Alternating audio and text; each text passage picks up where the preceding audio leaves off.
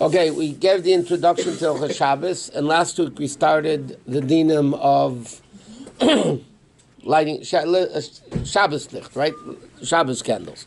We said there's 2 or 3 reasons. Basically, honoring Shabbos when you have candles, it's festive. Enjoying Shabbos because when you see what you eat, you enjoy it much better. And also for Shalom Bayis. Okay, now you have, even though the mitzvah of lighting candles is one of the 7 rabbinic laws, it's not biblical, but the Medrash says, for instance, it says, Vayivarach Elokim es Yom HaShvi, Hashem blessed the 7th day, and it says in the Medrash, how did he bless it? With candles.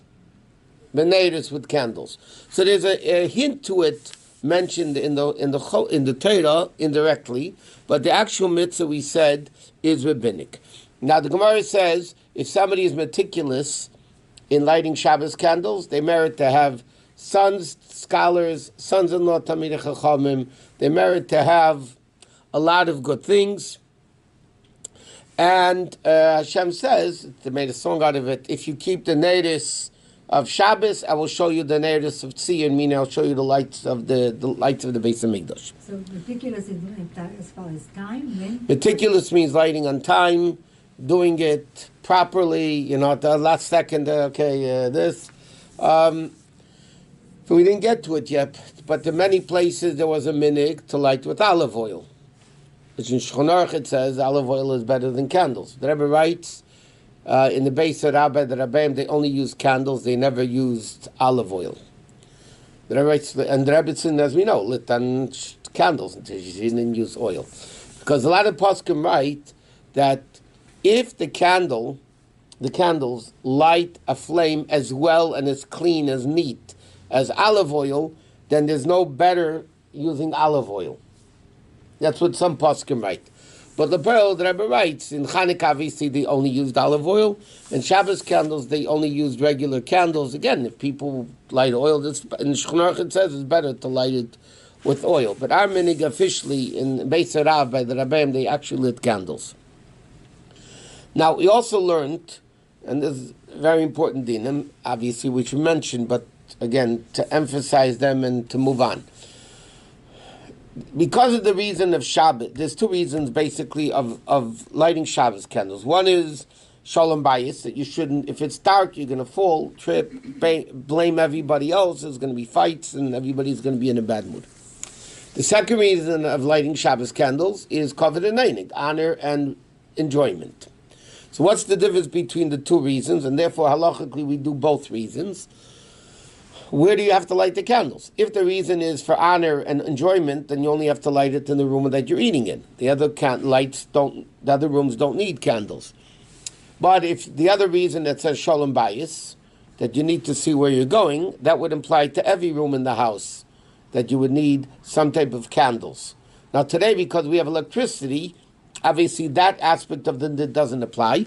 It does apply, which means that any room that you're going to be using on Shabbos must have a little minimal light that you can see what you're doing. So even though it's brought down in poskim, even though let's say your bedroom, you don't want to have lights on because you won't be able to sleep or other things, whatever, so then you need at least a light in a closet or in a hallway, that when you need the light in the bedroom, you'll have the light in the bedroom. By opening the door, and then you can close the closet door or the hallway door. But any room that you're going to be using needs to have some accessibility to light. It doesn't have to be a candle, it could be electric. And that's what it is. Obviously a room that you're not using on Shabbos, you don't need to have lights on, or even a little, as they call them, a Shabbos light. Okay. Is there a time limit how long the candles need to light to be lit?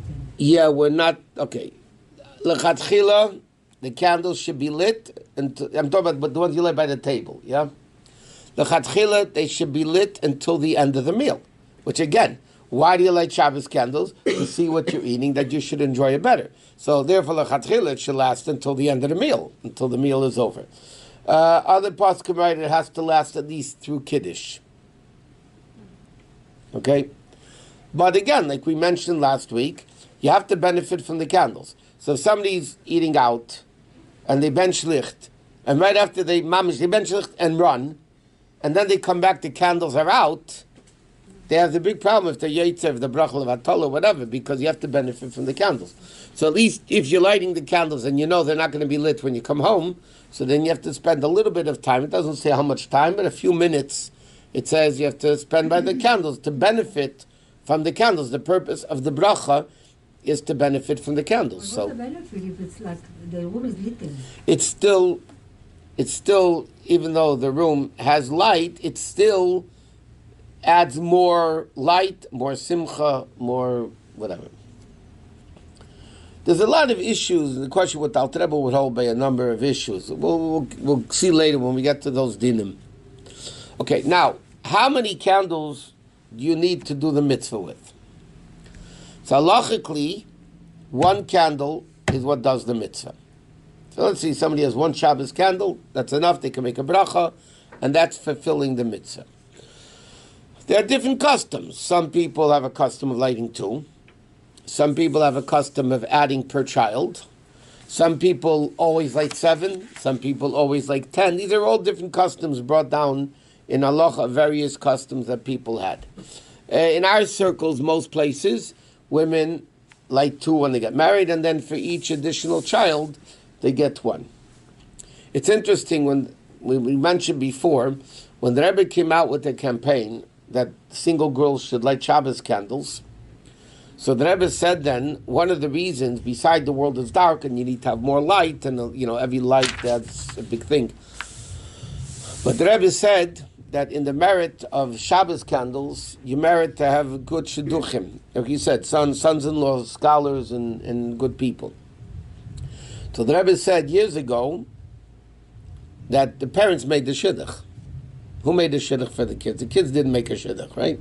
The parents told them, this is the guy you're marrying, or this is the girl you're marrying. The Rebbe said, for better, for worse, today, the Rebbe said, in Yiddish, he said basically, for better, for worse, today, a lot of times the kids make their own shidduchim. So now the question is, in order for a girl like this, the parents light to get a good son-in-law. Because they're the ones that pick the son-in-law, they're the ones making the shidduch.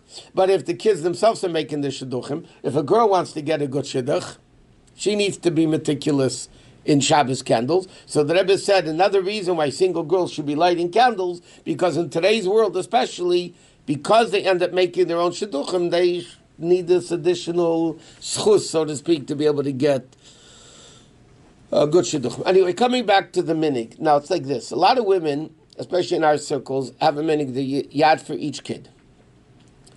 But many women have a minig when they're not home, they'll only light 2.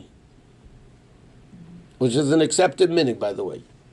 At home, they're like 5, 6, 7, 8, whatever, based on the amount of kids they have.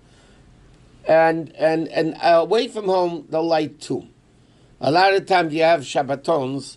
We have a lot of women Shabbaton. You have a lot of women lighting candles. And if each woman will light the amount she lights at home, you'll have a fire. I was once at a Shabbaton, and it was in fact, it was a Shul Shabbaton many years ago, and a lot of women they put that licht into containers like sand or whatever it was, and 5 minutes after licht pension, all the candles merged. Oh my gosh! And it became a massive. No, the hotel came and extinguished it. It was mamish sakana. All the candles merged. It became one big, like it was the size of this table. The whole thing started burning. Tea lights. Was it tea lights? I don't know. I remember it wasn't tea lights. It was candles. It was pre-tea lights time. But you have to be careful. So there were many times by Shabbatons or whatever it is, they'll tell the people only light 2, which is correct halachically. It's not a problem, even though you always light 5, 6, 7, whatever.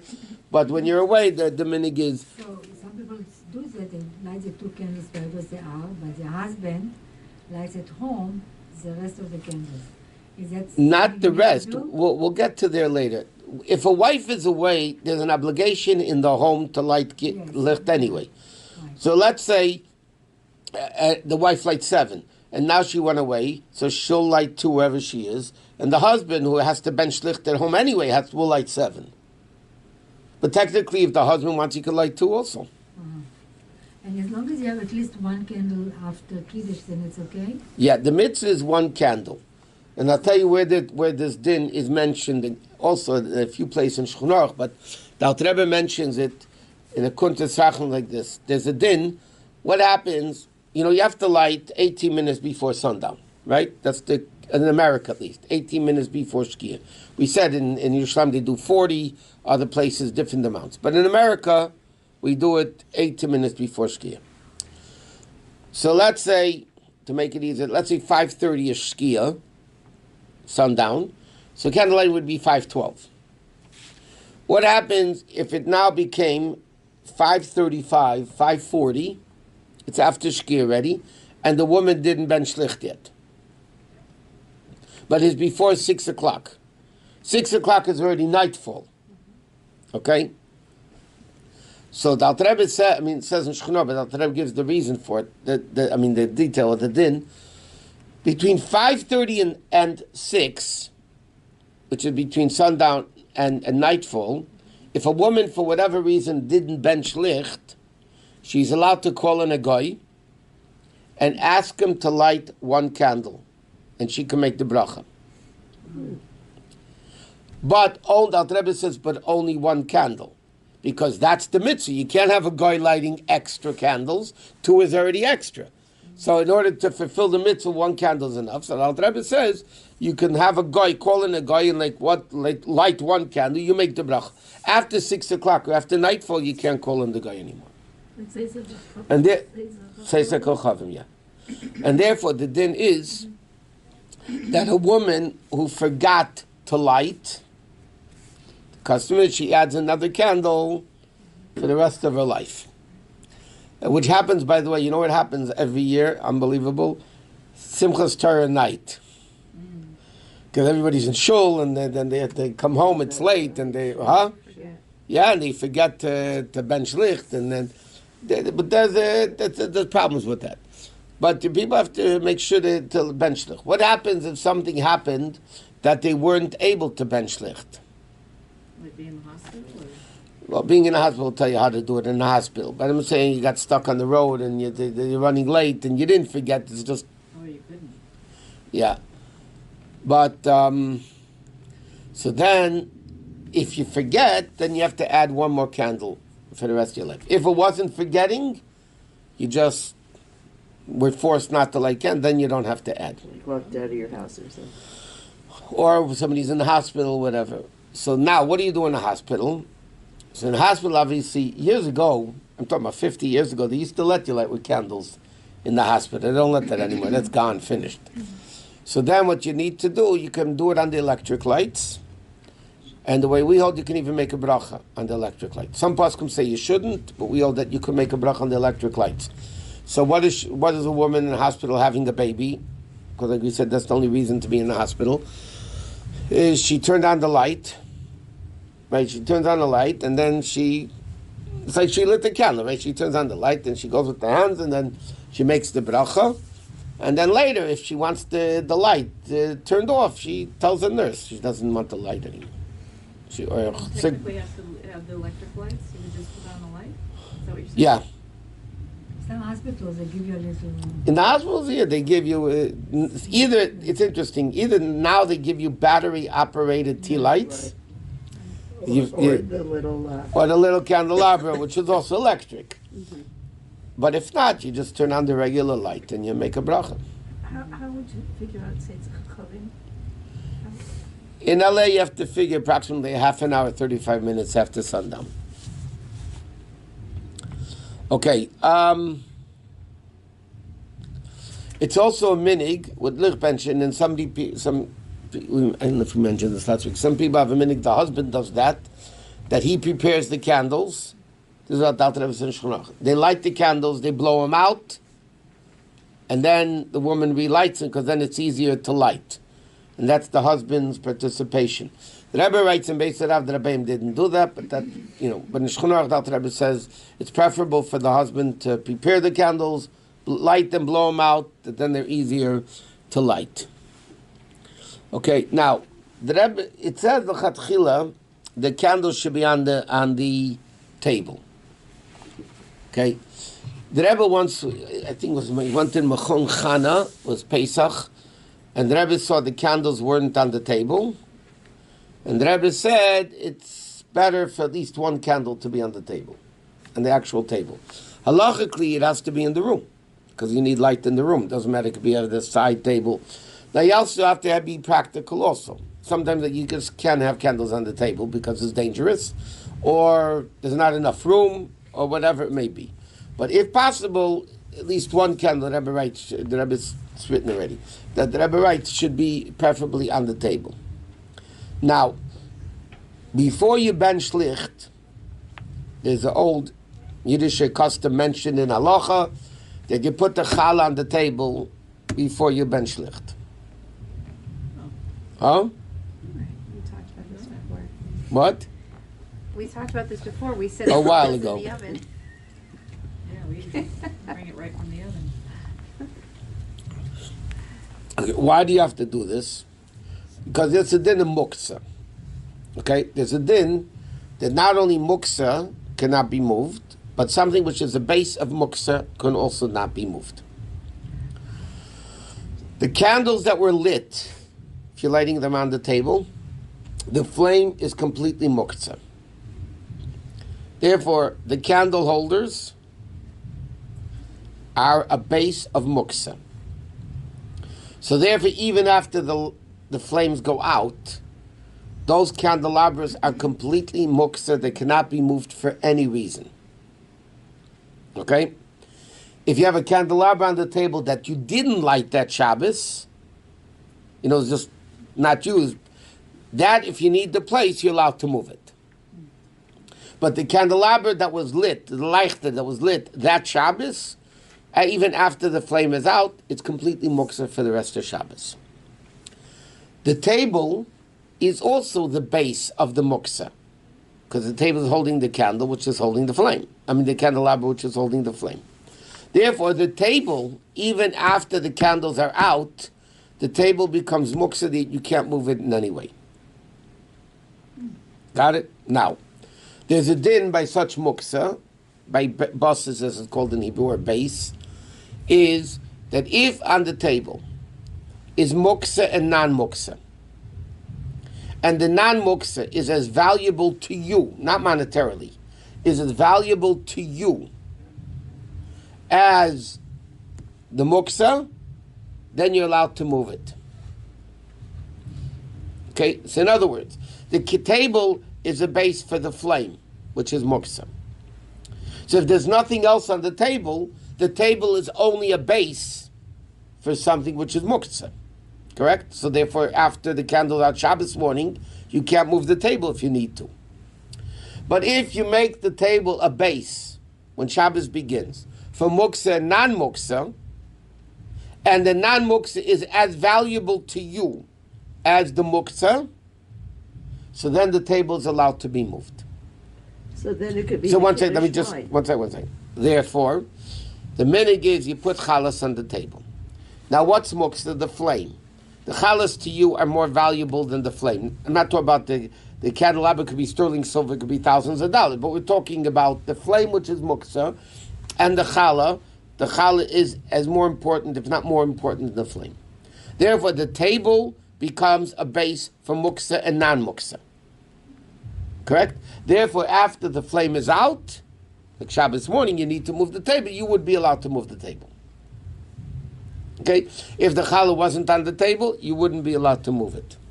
But you could have wine or It doesn't have to be challah. It could be any non-muktzah object, like wine or food or a siddur or whatever. Now, some people use the heter, and from the Alter Rebbe it comes out that the heter is not acceptable, and that is, let's say the candles are on a tray. You have a candelabra on the tray. So what they'll do is, they'll put a siddur on the tray, and then they'll move the tray off the table Shabbos morning, because again, what are we moving the tray? The tray is a base for the siddur and for the flame, so it's muktzah and non-muktzah, and therefore you can move the tray. But the Alter Rebbe and other poskim hold that that's not valid, because that's not what the tray is made for. And therefore, according to the Alter Rebbe, the mashmor, the lashon of the Alter Rebbe is that it's not a good heter, and therefore, according to Alter Rebbe, you can't move the tray anyway. Let's say you just want to move the tray. Yeah, you don't want to move the table. You want to move the tray. It's not going to help putting a siddur or a challah on the tray. It only works for the table. So if the tablecloth is Friday, I guess, covered with wine and schmutz and this and that, It's a colorful tablecloth, and you Very cannot do colorful. anything about it. You can't. Nope. Change it. Unless if you could do a Houdini, what's the name? The magician. Houdini? Houdini. If you do a Houdini trick, that you pull the tablecloth quick, and Right.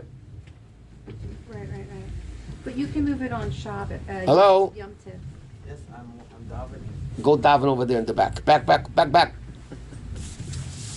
No. We could have used you today, by the way. Anyway. So Namish, even if you need a space, you cannot move the laptop? No. I should say when I not move it? About having a guy move muktzah, Alter Rebbe said, halacha ve'merin. What?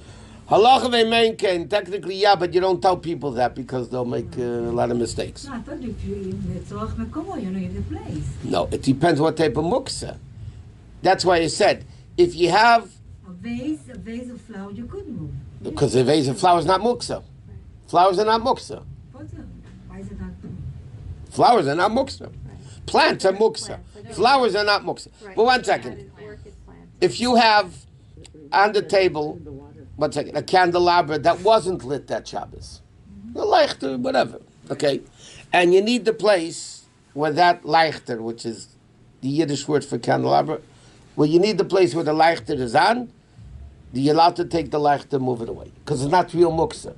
It's keli shemalachti le'isr. The primary purpose of a candelabra is to light a flame which is forbidden. So it's a vessel which is designated purpose is for something forbidden. So tzarech gufe mekaymei, if you needed to do something permissible with it, or you need a place, you're allowed to move it. Something which is real muktzah, like a stone, or things that are real muktzah, in this case, the flame is real muktzah, so you can't move it for any reason. The only time you can move it is mamish dangerous for somebody. Like technically, if you break a glass in the floor on Shabbos by mistake, that broken glass is not a vessel anymore, so it's completely muktzah. So you're allowed to clean it up because it's dangerous. I mean, because somebody could, God forbid, cut themselves. But it's muktzah. You can't move it. Real muktzah, you can't move for any reason. The candelabra you lit on is real muktzah. You can't move it for any reason. Why is it glass muktzah? It's not a glass. Broken glasses. No, broken glass is muktzah because it's not usable. Okay, we're not learning muktzah now. Technically, anything you throw into the garbage is muktzah. Okay, let's not get into that now. Let's get back to lichbenchen. Okay, now we said put something on the table. Okay,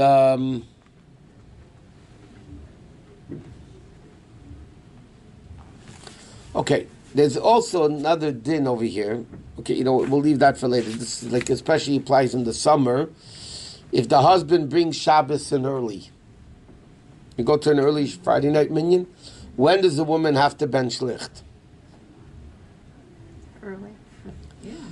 So there are opinions in halacha that say that she is not dependent on the husband. The husband could accept Shabbos early, and she's not depending on the husband. She can accept Shabbos when she wants. But Alter Rebbe doesn't know like that. Alter Rebbe holds the wife is bound by the husband's acceptance of Shabbos. So as soon as they say Mizmer Shil Yom Shabbos, after the Chodai, you say Mizmer Shil Yom Shabbos, or Baruch Hu, different opinions, that makes it Shabbos. So as soon as the husband says that, the wife already has to be ben shlicht. So she has to ben shlicht before. Okay, last time we also learned like this. The earliest you could ben shlicht is Plag HaMincha. Remember, an hour and a quarter of halacha always before sundown is the earliest you could do it. Now, nowadays it's all on the charts, it's on the phones. Look it up. Look it up. Look what time on the phone what time Plag HaMincha is.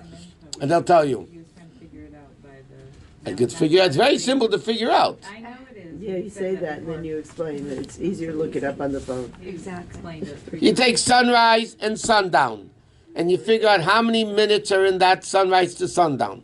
You divide it by 12. That's how long each halachic hour is. Okay? So what's an hour and a quarter of halachic hours before sundown? You figure out how many minutes is per hour. You take an hour and a quarter of that, and that's the earliest you're allowed to bench licht. The other Rabbi is talking about davening, accepting Shabbos early. I thought it's not a meaning we do, it's something that we don't really do. It's a din mentioned in Shulchan Aruch, number one. What's the earliest somebody can accept Shabbos? Plug 'em in. Plug him in. That plug him in is the earliest you can accept Shabbos. The Rebbe speaks about not only that, if the community accepts Shabbos early, and that's the only shul, and Shulchan Aruch it says everybody is bound by that time to accept Shabbos. I know, but sometimes it's not a problem because they're all kind of sure. Right. So- But a lot of guys live in neighborhoods with communities with one shul, and that's one shul in the summer brings in Shabbos early, and everybody's bound by it. Isn't it something that we don't really... Al Pi Kabbalah, you don't do it, but a lot of Chabad shuls have early minions. Yeah. What can I tell you? People with little kids. They wouldn't be able to even do mincha. It's such a good idea. I don't know why we don't do it. I love it. But we don't do it.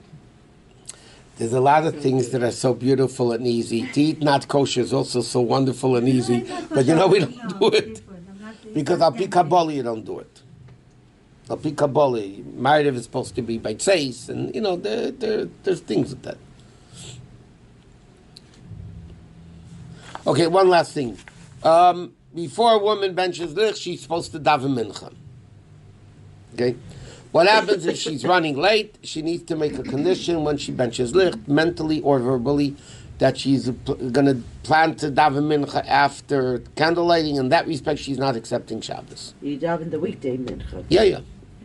You said that's not such a good habit to do. The habit is to the proper thing, and this is what means meticulous in lich mention. That you do it on time, and you daven mincha before, and you dress like you say in Shabbos clothing. This is the proper way of doing it. That's what it means being meticulous in the mitzvah of Ner Shabbos. Not, that's not the concept of being meticulous with Ner Shabbos. And not rushing through mincha. Not rushing through mincha, to do it properly. People that are chronically late should set their clocks 15 minutes ahead or an hour ahead, depending how chronically late you are. No, people should know, because there's a mitzvah given over to women, and today especially became such laxity with it. The 18 minutes don't exist anymore. They bench all the way until Shkia. It's really bad. It's not proper. It's losing the whole... Okay. So if you say...